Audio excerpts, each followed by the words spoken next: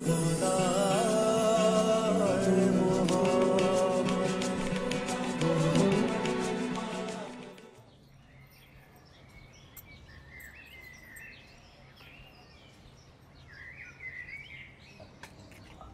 जी। अस्सलाम वालेकुम फजलू चाचा। वालेकुम अस्सलाम, कैसे हो यहाँ?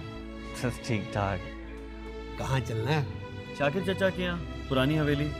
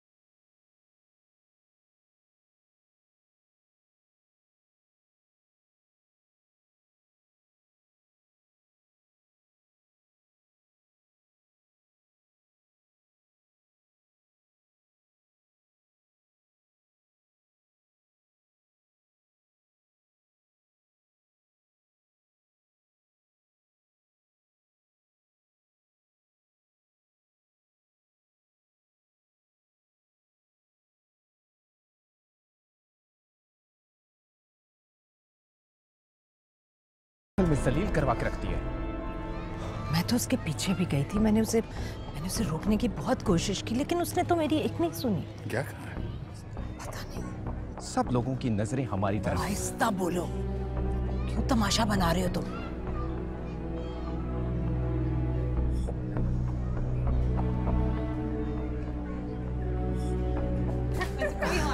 भाभी। अरे हमाद भाई आप यहाँ? हाँ वो एक्चुअली कुछ किताबें देखनी थी, वैसे तो वक्त मिलता ही नहीं है ना। मेरा ख्याल है आपकी सहेली को मेरी यहाँ मौजूदगी अच्छी नहीं लगी। कोई बात नहीं, आप लोग अंदर आ जाएं, मेरा काम तो हो गया, मैं चलता हूँ। Excuse me.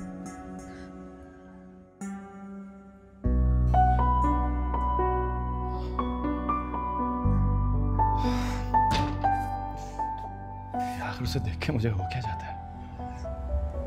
ये क्या था लेकिन? मुझे क्या पता कि वो पहले से ही यहाँ है। सॉरी, मैं देख के आती हूँ कि वो गए हैं कि नहीं। आप ही मैं भी आई।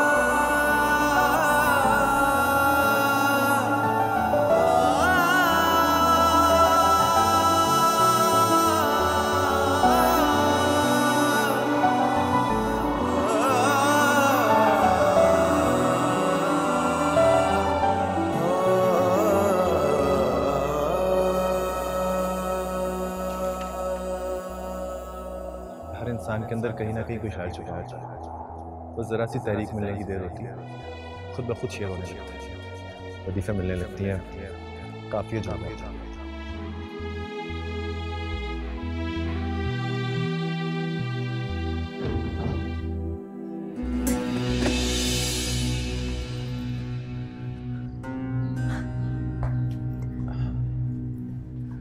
सॉरी, मैं आपका रास्ता रोकने में बहुत माजरत चाहता हूँ, लेकिन मैं आपसे कुछ कहना चाहता हूँ।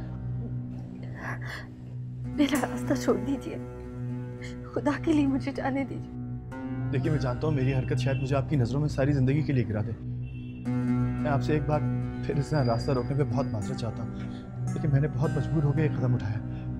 आप प्लीज़ मुझे माफ़ कर दीजिए। आखिर आप क्या चाहते हैं? मुझे जाने दीजिए, खुदा के वास्ते। मैं आपसे सिर्फ ये कहना चाहता हूँ कि मैंने जब से आपको देखा है मेरा आप अपना नहीं रहा। मेरे पास वो अल्फाज ही नहीं जिनसे मैं अपनी कैफियत आप तक बयान कर सकूं। सब दुनिया की तमाम डिक्शनरियों के सारे अल्फाज मेरी जज्बे की सच्चाई को बयान करने के लिए मुझे बहुत छोटे, बहुत आमियाना लग रहे हैं। मैं जानता हूँ शायद ये हरकत भी बहुत आमियाना, बहुत हल्की है, मगर मैं क्या करूँ? शायद ये मेरी और मेरे दिल की मजबूरी थी जिसने मुझे आप तक पहुँचने के लिए ये गिरावट तरीका अख्तियार करने पर मजबूर किया। आप हो सके तो मुझे माफ़ कर दीजिएगा प्लीज़। आपने जो कहना था कह दिया, मुझे जाने दीजिए। अब मैं आपकी मिन्नत करती हूँ।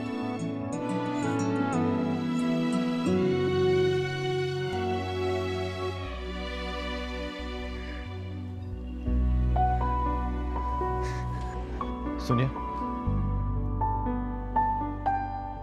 मुझे आपके जवाब का इंतजार रहेगा।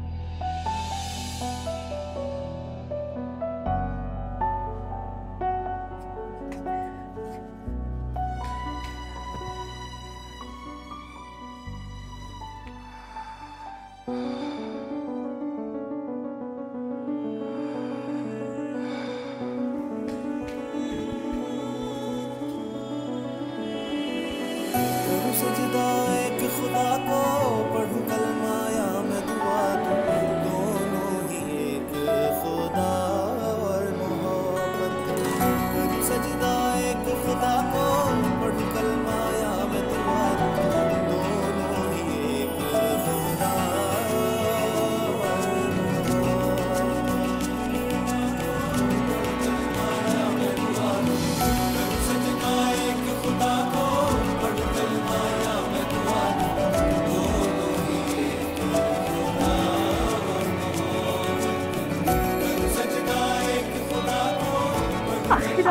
जाना चाहता हूँ।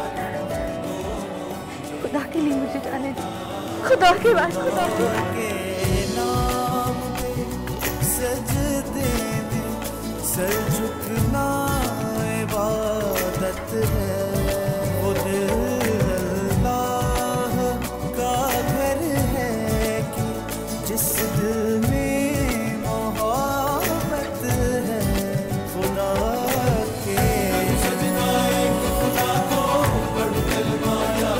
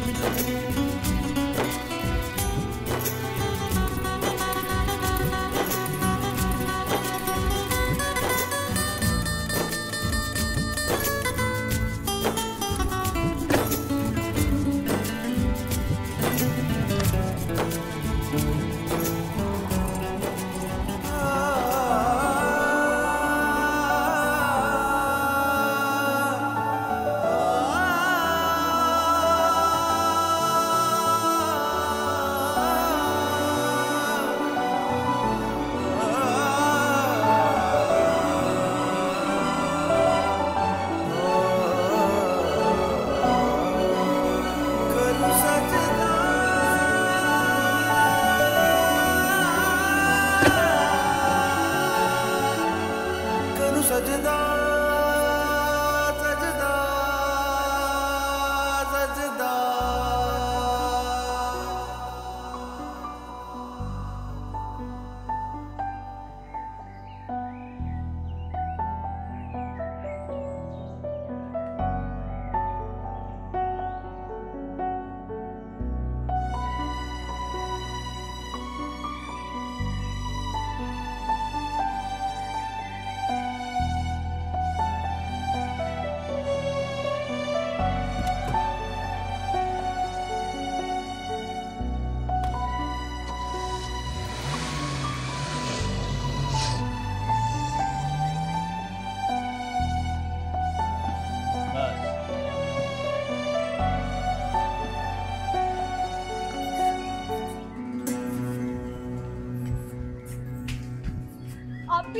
आप ही मेरी बात तो सुने। आप ही कितने पैसे हो गए? अरे मौलवी साहब, पैसों की क्या बात करते हैं, मौलवी साहब से हिसाब है, ले लूंगा।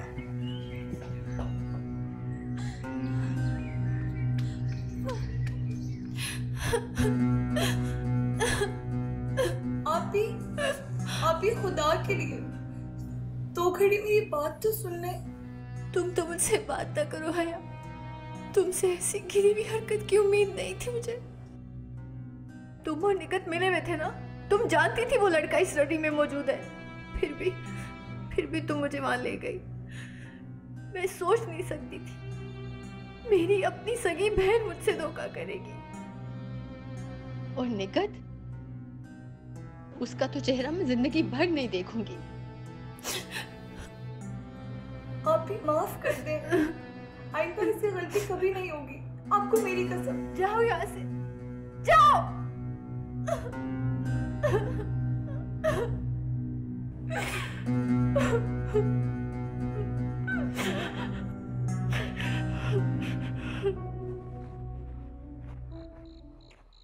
हमाद बाबा, आप कहाँ थे? शाम से बड़े साहब आपका इंतजार कर रहे हैं, बड़े गुस्से में हैं। मैं जानता हूँ किस लिए गुस्से में।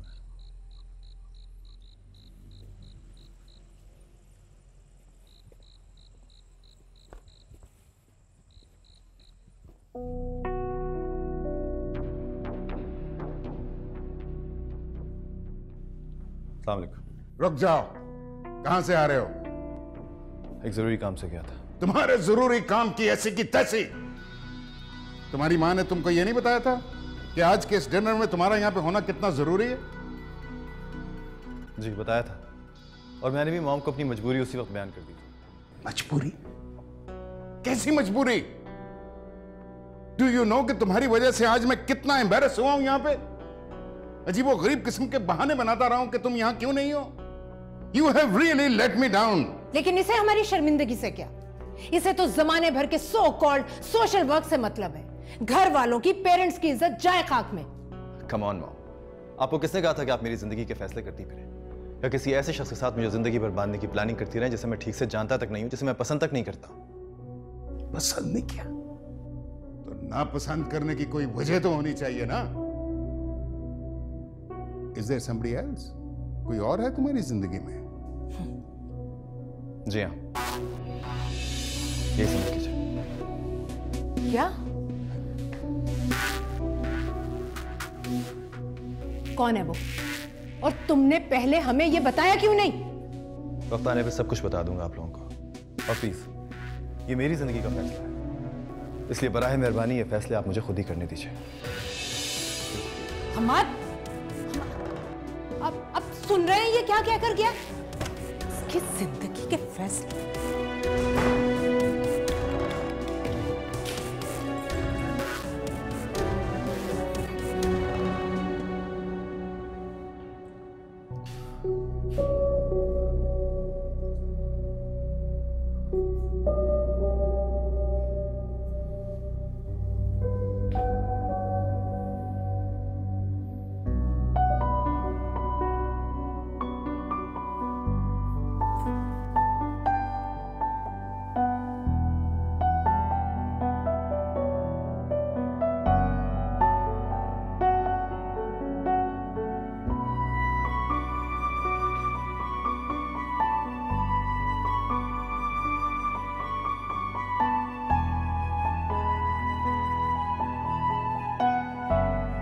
उसकी ना अपनी जबान, ना कान।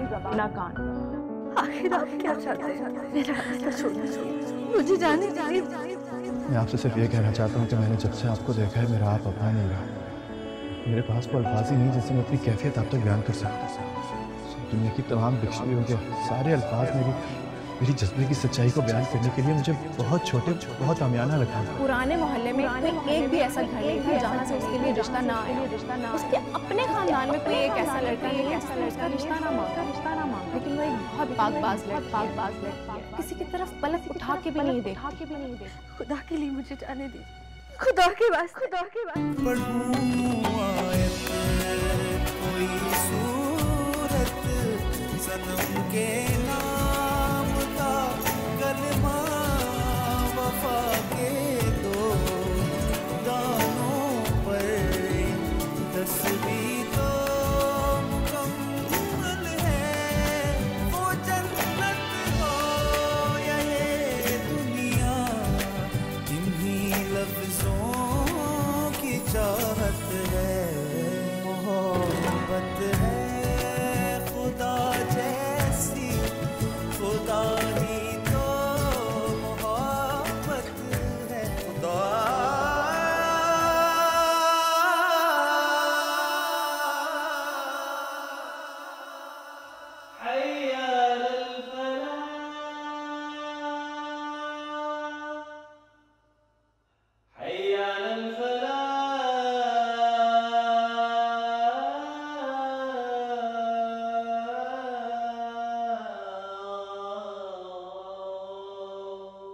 करूं सजदा,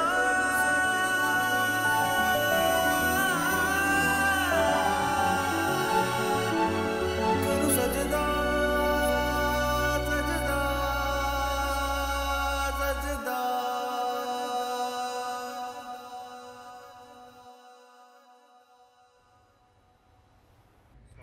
वालेकुम अस्सलाम। या अल्लाह अल्लाहुम्मा इन्नी अस्अलुका मिन फज़लिका व रहमतिका। अल्लाहुम्मा जीते रहो बेटे, जीते रहो। तायाजान, आप मुझसे नाराज़ हैं? उस दिन शाकिर चचा के यहाँ से घर वालों को लाने में देर हो गई थी। नहीं, नाराज़गी तो ऐसी कोई नहीं है, मगर अब्दुल्ला मियाँ, तुम अच्छी तरह जानते हो कि मुझे औरतों का मगरिब के बाद घर से बाहर रहना ज़रा पसंद नहीं है। इन औरतों को तो वक्त का एहसास नहीं है, कम से कम तुम्हें तो ख्याल करना चाहिए था। जी, माजरत चाहता हूँ, आइंदा ऐसा नहीं होगा। मेरी ही कोताही की वजह से हुआ था। अच्छा, तुम भी अपने दिल से निकाल दो ये शर्मिंदगी। मैं जानता हूँ तुम कितने सादतमंद बच्चे हो।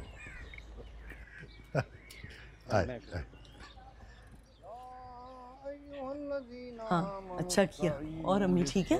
जी बिल्कुल। आप सुनाएं, आपकी तबीयत कैसी? अल्हम्दुलिल्लाह। अस्सलाम वालेकुम चाचा जान। वालेकुम अस्सलाम। भाई ये सुबह सुबह कहाँ से तूफान मेल की तरह आ रही हो? और फिर कितनी मर्तबा का है बेटा कि पूरा सलाम किया करते हैं, अस्सलामु अलैकुम व रहमतुल्लाह। माफ़ी चाहती हूँ चाचा जान। ईमान और हया कहाँ हैं? वो ऊपर हैं, लेकिन अभी कल तो वो तुमसे मिलकर आ रही हैं। लगता है तुम्हारी बातों की पिटारी अभी खाली नहीं हुई। चाचा जान, मैं ईमान से अगर सारी ज़िंदगी भी बातें करती रहूं तो मेरा दिल कभी नहीं भरेगा। मैं उन दोनों से मिलकर आती हूँ। हाँ, जाओ जाओ जाओ। बड़ा ही प्यार है इन बच्चियों में। वो मेरी समझ में नहीं आता कि ये घर के काम काज किस वक्त करती है। हंसने खेलने के दिन है इनके, जरा खुश होने दे मौलवी जी।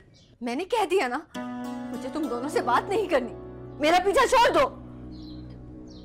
देखो, मैं आखिरी बार कह रही हूँ, मुझे माफ कर दो, नहीं तो बहुत बुरा होगा।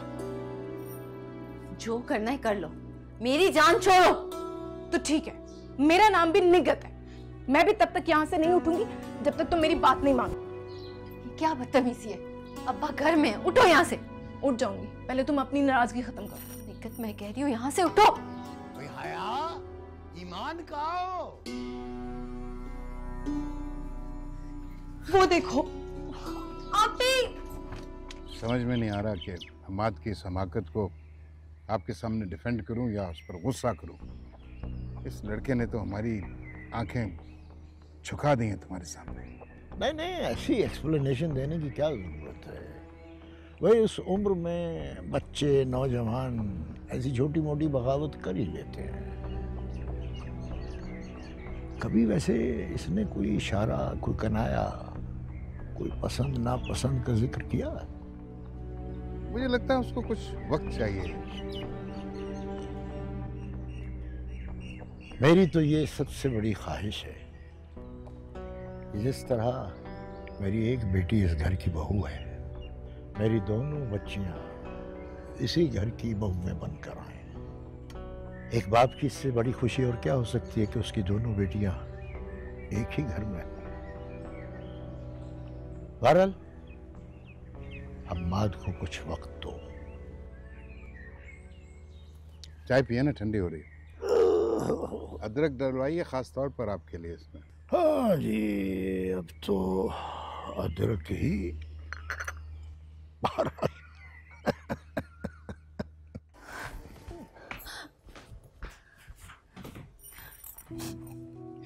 बस भी कर दो ईमान, नहीं तो मैं रो रो कर यही अपनी जान दे दूं।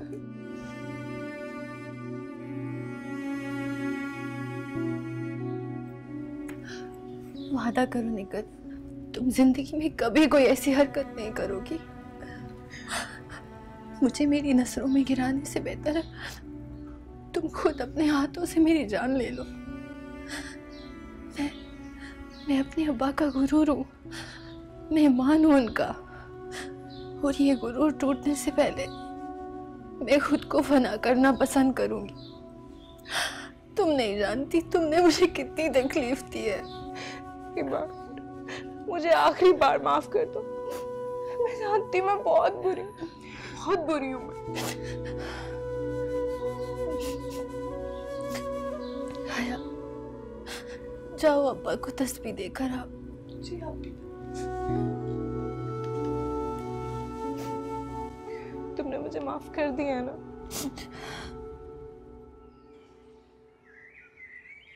आप नहीं जानती मैं कितना इंसल्टेड फील कर रही हूँ। I mean, how dare he? इधर आओ मेरे पास, बैठो यहाँ पे। अपने आप पर और अपने गुस्से पर काबू रखो। जब तक मैं इस घर में हूँ, हमाद की बीवी बनकर कोई और नहीं आ सकती। Trust me.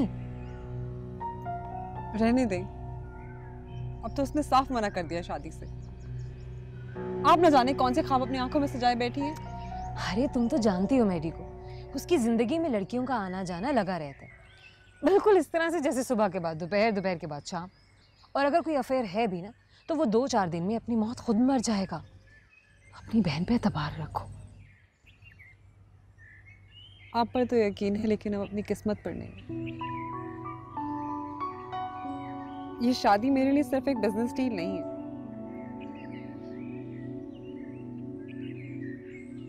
मैं उसे बहुत चाहती हूँ। मैं अच्छी तरह से जानती हूँ, और ये हकीकत तो मैंने तुम्हारी आंखों में बहुत पहले देख ली थी।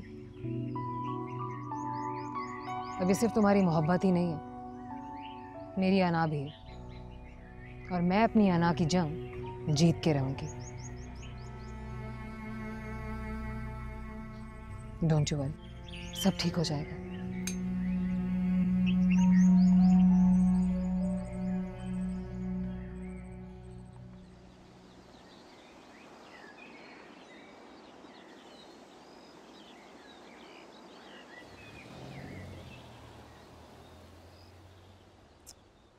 हाय, अरे भाई इस उम्र में ऐनक लगा के बिना सुई में धागा नहीं डाला जा रहा। नजर कुछ ज्यादा ही कमजोर हो गई है। हमाद भाई सुनो, रुको। देखो, इतनी ज्यादा फरमाइशें करके ना अपने भाई को तंग ना किया करो। भले वो तुम्हें अपनी बहन समझता है, लेकिन बहनों को भी ये जेब नहीं देता कि हर वक्त मुंह खोल के बैठी रहे। भाई बड़े घर का बच्चा है वो। अम्मा, मैं हमाद भाई से कुछ नहीं मांगती, वो अपने ही किसी काम से आए होंगे। हवेली जाकर देखती हूँ मैं। इस लड़की का भी कुछ कभी नहीं पता चलता, पल में तोला पल में माशा। इस वक्त मेरी हालत उस बच्चे जैसी हो जो एग्जामिनेशन में सारे पेपर्स खराब देकर आया हो और उसके बाद एक्सपेक्ट कर रहा हो कि उसके मार्क्स बहुत अच्छे हैं। मुझे नहीं पता ये मेरी खुशफहमी है या खुद को बहलाने का कोई जरिया। हौसला रखो यार, अभी तो इश्क के कई इम्तिहान बाकी हैं। तुम्हारे घर वालों से पहाड़ जितनी मुखालफत भी बाकी है, और तुम जानते हो कि अंकल आंटी उसे कभी अपने घर की बहू तस्लीम नहीं करेंगे। मुझे किसी की कोई परवाह नहीं है का। बस एक बार अपने दिल के दरवाजे मेरे लिए खोल दे तो इस कायनात में मौजूद हर पहाड़ से टकराने के लिए तैयार, अपने खून के आखिरी कतरे तक अपना माथा फोड़ने के लिए राजी। चलो मैं तुम्हारे लिए दुआ करूँ। परेशान बिल्कुल नहीं होना, इंशाल्लाह सब कुछ ठीक हो जाएगा। ओके, रखता हूँ। अल्लाह हाफ़िज़।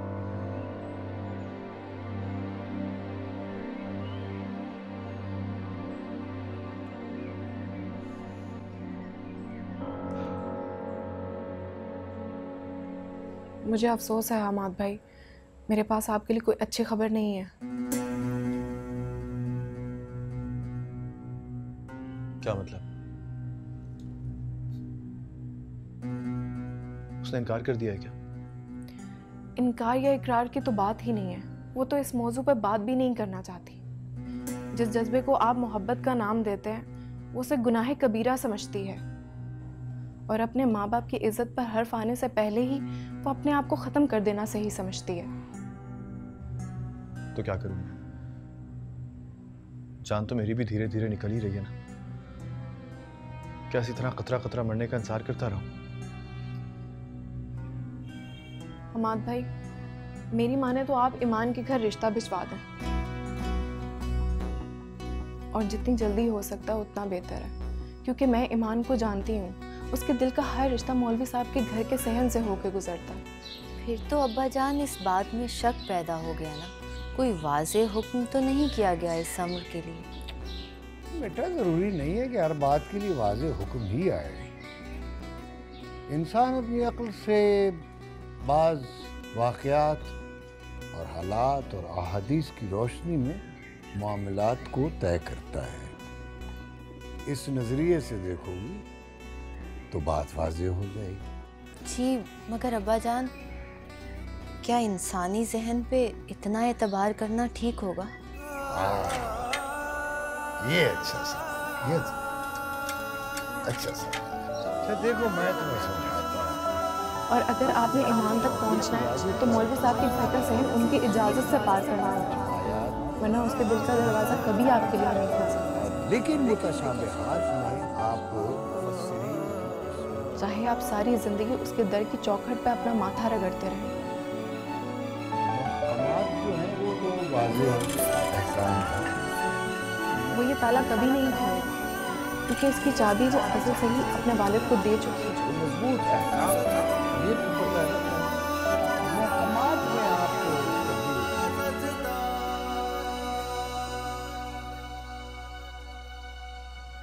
तो क्या उसके घर वाले मान जाएंगे?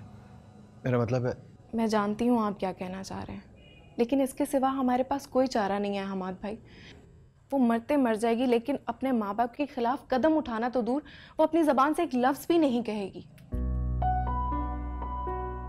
ठीक है, मैं आज ही मॉम और डैड के सामने प्रपोजल रखता हूँ। ये बाजी मेरे लिए हार और जीत से कहीं बढ़कर है। बस दुआ करना हार्ड ना हो। मेरी हर दुआ आपके साथ है हमाद भाई, बस बड़े घर का गरूर इस रिश्ते के बीच में ना आ जाए।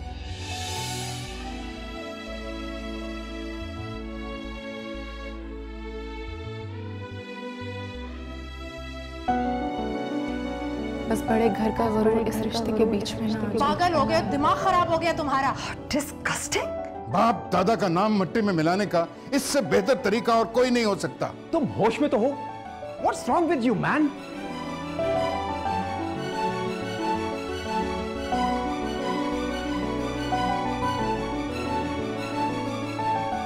आप लोगों ने मेरी पसंद मुझसे पूछी थी ना, तो मैंने अपनी पसंद आप लोगों को बता दी। और मेरी ख्वाहिश है कि आप लोग बाकायदा मेरा रिश्ता लेकर उनके घर जाइए। क्या? Have you gone mad? मैं तुम्हारा रिश्ता लेकर एक मौलवी के घर जाऊं? अमजद रजा, जिसका नाम हुकूमत के ऐवानों में गूंजता है, एक अदना मौलवी के घर अपने बेटे का रिश्ता लेकर जाएगा? शर्म नहीं आती तुम्हें? Good choice, bro. I'm with you. Behave yourself. You must be joking. No, mom. I'm actually serious. मैंने उन्हें पार्टी में देखा था. And she was quite graceful. बहुत अच्छे तरीके से समझ गई थी मैं उसी दिन, जिस दिन वो शरीफजादी हमारे घर में आई थी, वो भी बिन बुलाए। अच्छे तरीके से जानती हूँ कि नीच घरों की लड़कियों के पास क्या क्या हथकंडे होते हैं इन बड़े घर के लड़कों को फांसने के लिए। इनफ भाभी, हद होती है बात की। ये सिर्फ और सिर्फ मेरा अपना फैसला है। वो तो ठीक से मेरा नाम तक नहीं जानती। अबरीना बिल्कुल ठीक कह रही है। ये सारा जाल उस मौलवी का बिछाया हुआ है, जो अपनी जवान बेटी को चारे के तौर पर इस्तेमाल कर रहा है, और तुम उस लड़की की साइड बिल्कुल नहीं लोगे। इस सारे खेल में वो अपने बाप के साथ बराबर की शरीक है। यही हथकंडे होते हैं छोटे लोगों के। छोटे वो लोग नहीं, छोटे आप लोग हैं। और मुझे बहुत अफसोस है कि मैं आज तक आप जैसे छोटे लोगों में जिंदा रहता रहा हूं, और यही मेरी बदकिस्मती है। ये क्या? हमाद तो मेरी बात सुन। हमाद सुन रहे हो? ये क्या बोल कर गया हम सबके बीच?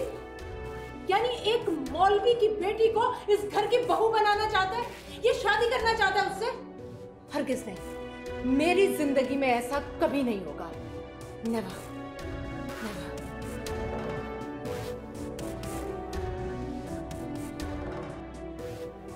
नेवर।